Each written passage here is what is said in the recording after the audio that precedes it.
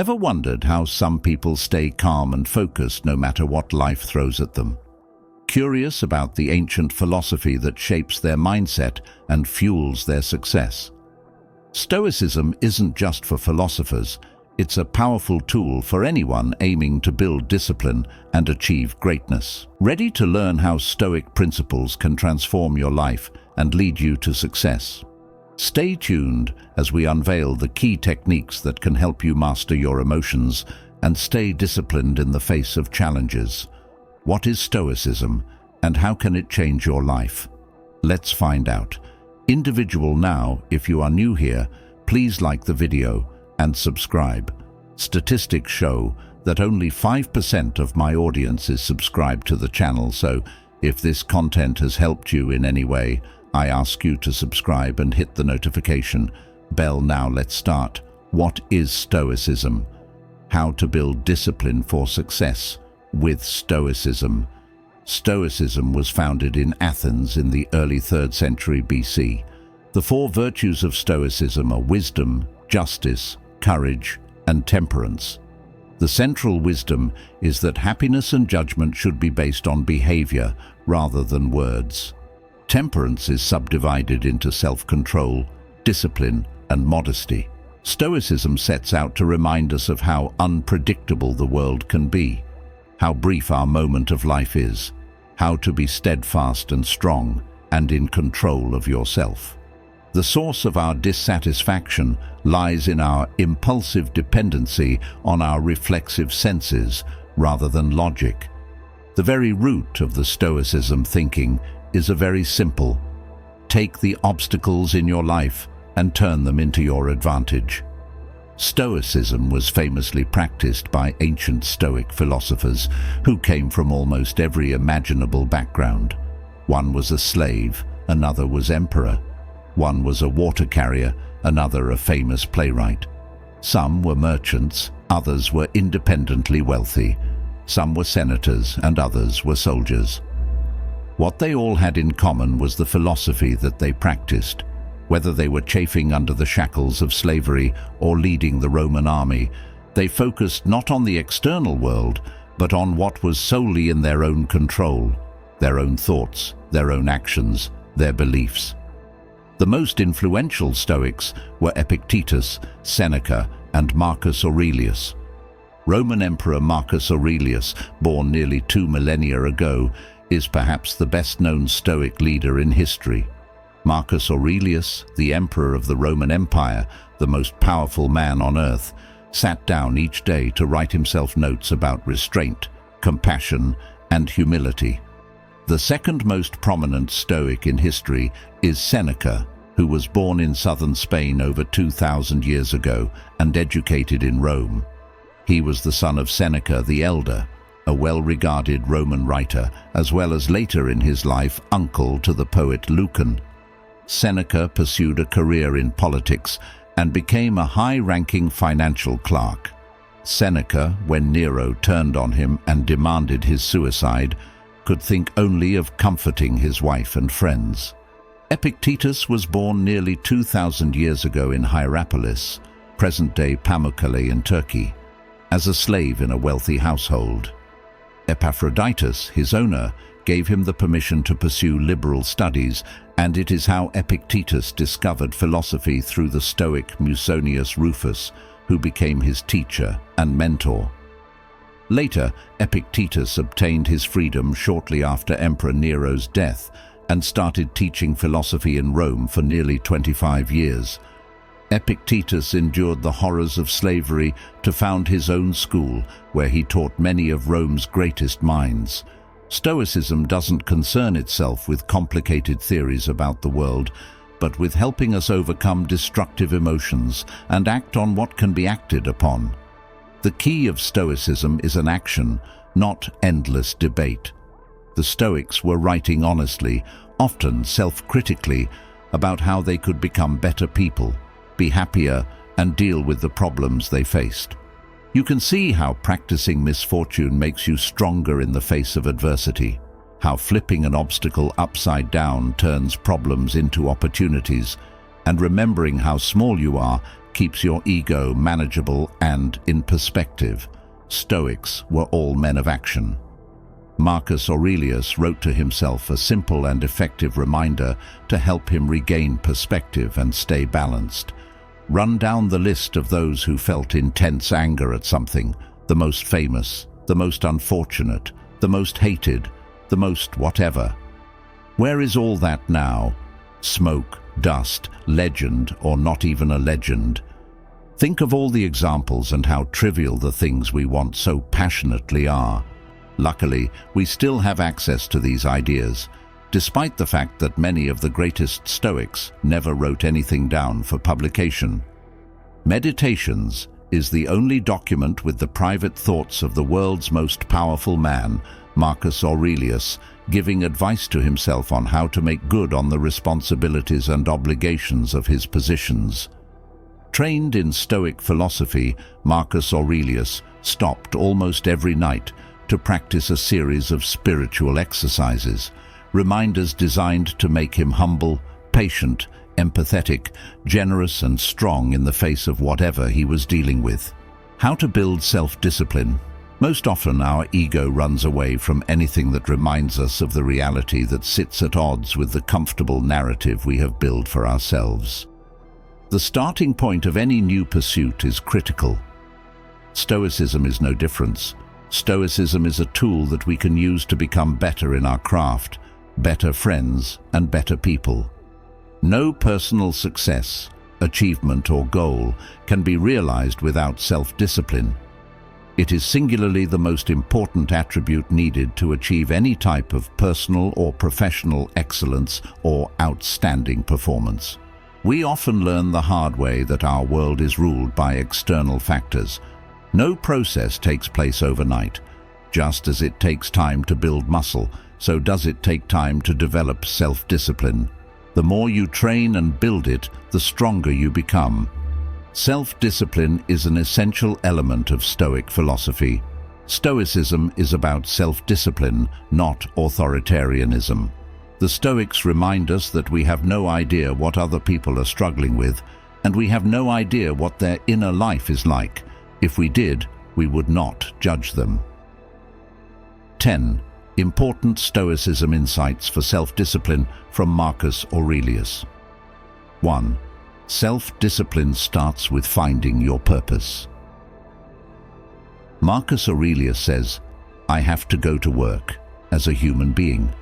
What do I have to complain of if I'm going to do what I was born for, the things I was brought into the world to do? Or is this what I was created for?" Marcus Aurelius believed that we all have a purpose, something that we were created for. It is our duty to carry out that purpose, because it is purpose that gets you out of the bed each morning. If you have a clear understanding of your goals and how your tasks fit within them, you are much more likely to complete those goals. The biggest source of self-discipline is to have a reason to do the task. If you don't know what to do, just start. If you want to be a writer, write every day. Anything you want to do, you don't need any motivation or advice. Just start practicing something you are interested in and tackle every day as it comes, because it is your purpose that will give you an internal desire, drive, and motivation to propel you forward towards your goal. Self-discipline is about finding compelling reasons to do something, then committing yourself to see that task or activity through to the very end. 2. Count on yourself. You should turn your desire into stone, quench your appetites, keep your mind centered on itself. After you have a solid purpose, it is time to build a practical plan of action to help you accomplish your goal. You shouldn't just to commit to your goals, but commit to all the little actions you will take along the way in the pursuit of those goals.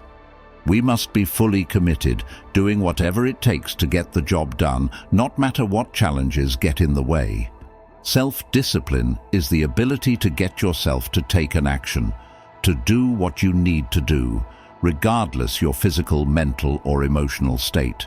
Everything you want in your life, Everything you want to have, be, and do depends on your ability to get yourself to take the necessary actions to achieve your goals, whether you feel like it or not. You can start with forming an effective plan of action for accomplishing your goal. It must be built on the foundation of mini milestones that break your goal down into manageable chunks. Mini milestones will ensure that you are working towards your desired outcome in small pieces and time blocks. This tactic gives you a sense of control over the tasks and projects you are working on. What you are ultimately trying to avoid is succumbing to being overwhelmed. Overwhelming can quickly digress to procrastination, and procrastination can subsequently lead to stagnation, and where there is stagnation, self-discipline can't exist. 3. Show up. Every day. You must build up your life action by action, and be content if each one achieves its goal as far as possible, and no one can keep you from this. Even after a solid purpose and a practical plan, almost 95% of us fail to achieve our goals. We fail because we fail to be consistent. We need to show up every day and put in the work. The simple act of showing up and immersing yourself in your craft does wonders for mental endurance. You build focus and come to terms with the arduous process that it takes to achieve anything great. You have to put in countless hours of work before you reap any of the benefits. Self-discipline is nothing more but the habit of consistency, finding the motivation to do something again and again until you start seeing results. Even if you fail or don't succeed, if you didn't exercise, it doesn't define your character. Your ability to keep going is what molds you into a disciplined and strong person. A bad day doesn't have to become a bad week. A bad week doesn't have to become a bad year. The moment you wake up, remember that the new day is a new life, and move forward by opening your eyes and focusing on what is in front of you, which is life itself. 4. Practice voluntary hardship. We should discipline ourselves in small things, and from these progress to things of greater value. Voluntary hardship is one of the ways we can build our self-discipline. It means constant testing ourselves, and by making life routinely uncomfortable in some way, we are hardening ourselves for the day we might need live it for real. A voluntary hardship might be a having cold shower or not smoking, etc. And you will begin to understand what scarcity and hardship feel like, and that you can live with both if needed. 5. Practice dichotomy of control. You have power over your mind, not outside events. Realize this, and you will find strength. Being distressed, being bothered by small things instantly is terrible for discipline. You have a goal, you are working, and then thoughts and distress about something external, meaning it is out of your control, derails you. The best thing you can do in these circumstances is to apply Epictetus's dichotomy of control. Reinforce to yourself what is within your control and what is out of your control. If you embrace what is out of your control and accept it, you will experience tranquility. 6. Never play the victim. Do your job without whining. Have you said any of these? I was just born this way. I never learned anything different. My parents set a terrible example. Everyone else does it. Excuses that people use to justify staying as they are instead of striving to become better. You need to assume responsibility. The why me mentality is an enemy to mental toughness.